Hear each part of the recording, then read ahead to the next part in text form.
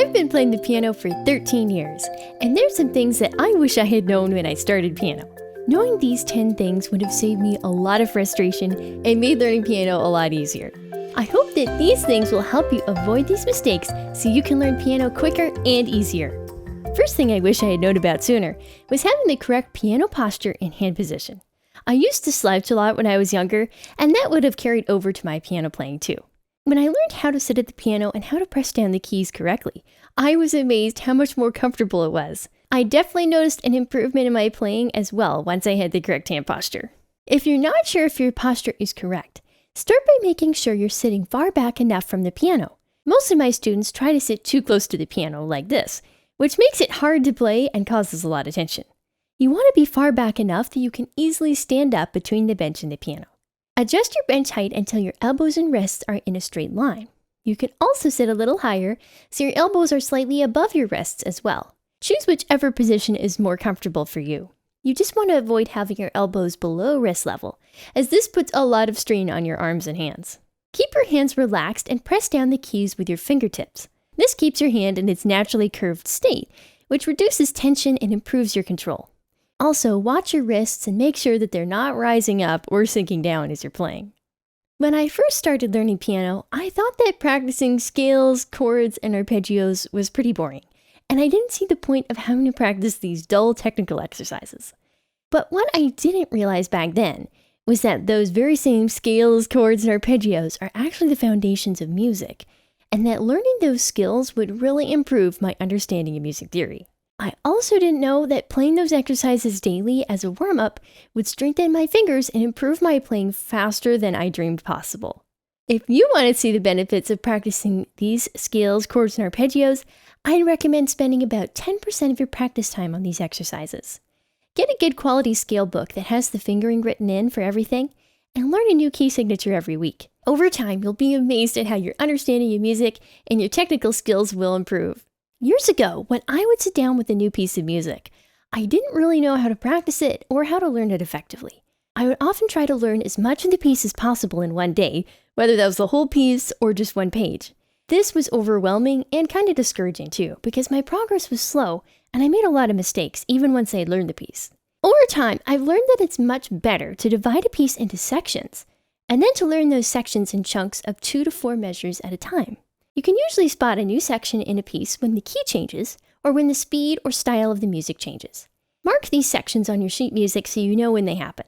Then break each section into chunks of 2 to 4 measures to make it easier for you to remember when you're learning the music.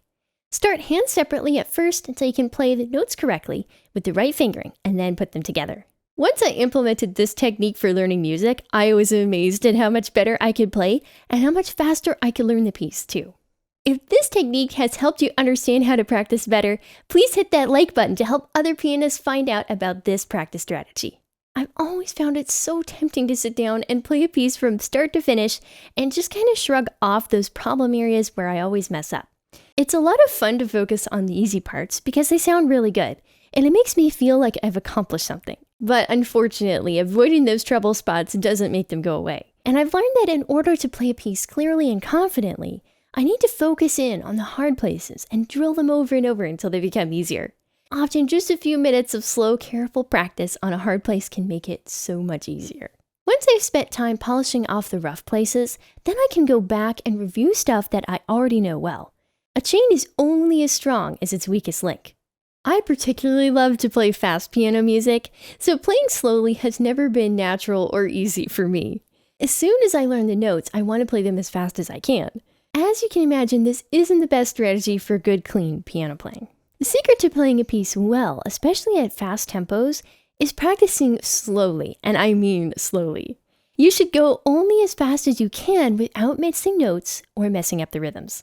Once I learned the benefits of practicing slowly, I realized that I needed to use one of these to prevent me from speeding up all the time. This device is called a metronome, and it makes a steady clicking sound at different speeds to keep you on the beat as you're playing. This is so helpful when you're learning a piece because the metronome will point out places where your rhythms or your timing are off. It also helps you play the whole piece at the same speed instead of speeding up on the easy parts and slowing down on the hard parts. And plus, it is a great tool to help you speed up a piece gradually to the performance tempo. Although I used to hate the metronome, I've learned to love it, and now I use it all the time when I'm practicing. I hope you'll give it a try and see the amazing results too. If you're curious how playing with a metronome actually works, I've made an entire video dedicated to some easy and fun metronome exercises, which will really help you play along with the beat. Check that out here.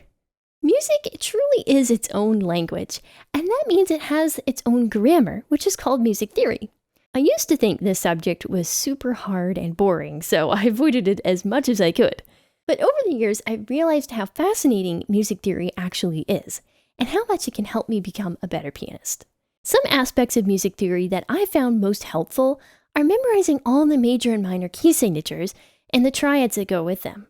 Learn the names of the tones of the scale like tonic, dominant, etc., as those will help you understand chords. Learn the circle of fifths, because that will show you how the key signatures are related to one another, and it'll also help you understand chord progressions. Trust me, the more you learn, you'll see how it ties in with the music you're learning, and you'll get really excited to learn more.